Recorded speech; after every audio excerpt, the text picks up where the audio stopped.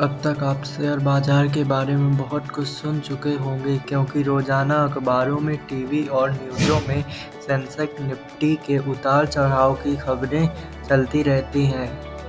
Brokerage house और कई सारे एक्सपर्ट आपको हर रोज अलग अलग कंपनियों के शेयर खरीदने और बेचने की सलाह तो देते हैं, लेकिन क्या अब आपने सोचा कि आखिर भारत में शेयर मार्केट काम कैसे करता है? आखिर शेयर मार्केट को कौन चलाता है? क्या छोटी मोटी बातों पर किसी भी शेयर का भाव ऊपर नीचे चढ़ जाता है या नीचे गिर जाता है, जिससे निवेशकों का उस शेयर में लगाया हुआ पैसा या तो डूब गया या फिर अचानक बढ़ जाता है? क्यों भारत में हर साल का बजट पेश होते ही सेंसेक्स या निफ्टी में भारी गिरावट या तेजी उछाल देखी जाती है?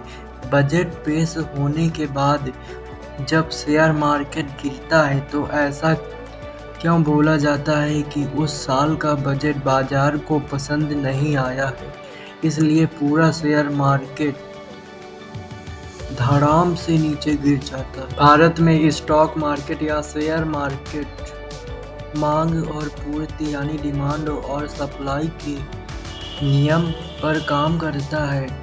शेयर मार्केट में निवेश बीएसई या एनएसई स्टॉक एक्सचेंज के द्वारा शेयर को खरीदता और बेचता है। सेंसेक्स और निफ्टी इंडिया की टॉप कंपनियों के प्रदर्शन को दिखाने का काम करते हैं। आसान शब्दों में कहें तो आप शेयर मार्केट को एक ऐसा बाजार समझिए जहां से आप भारत की सबसे बड़ी कंपनी में हिस्सेदार शेयर होल्डर बन सकते हैं। अब बात आती है शेयर कैसे खरीदते और बेचते हैं। तो आपको सबसे पहले शेयर खरीदने या बेचने के लिए आपके पास एक डीमैट अकाउंट होना चाहिए।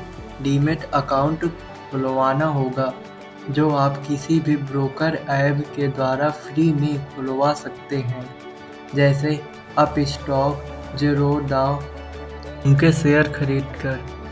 डीमैट अकाउंट खोलने के बाद आपको अपनी ब्रोकर ऐप में लॉग इन करना है और पैसे ऐड करना है। अब आप जिस शेयर को खरीदना चाहते हैं उस शेयर का नाम सर्च करना है। अब आपको शेयर का प्राइस दिख जाएगा और बाई या सेल के बटन भी दिख जाएगा। इसके बाद आपको कितने शेयर खरीदना है लिख दीजिए और बाई बटन पर क्लिक कीजिए। आपका शेयर आपके पोर्टफोलियो में जुड़ जाएगा। जब आप अपने पोर्टफोलियो में शेयर्स देखेंगे तो उसकी कीमत कम या ज़्यादा होते हुए दिखाई देगी। जब शेयर का दाम बढ़ जाए तो आप इसे बेच दीजिए और मुनाफा कमा लीजिए। जैसे कि मान लीजिए आपने किसी कंपनी के 50 शेयर खरीदे जिसके एक शेयर की कीमत 100 रुपये थी, मतलब आपका टोटल इन्वेस्टमेंट हुआ 5,000 रुपये।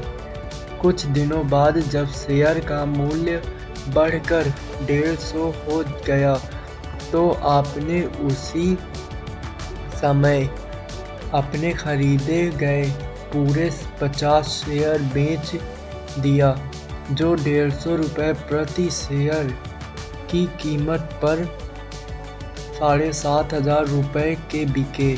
और क्योंकि आपने इस इन्वेस्टमेंट 5,000 की थी, इसके लिए आपका मुनाफा 15,000 हुआ। लेकिन ये सब इतना आसान नहीं है जितना सुनने में लगता है।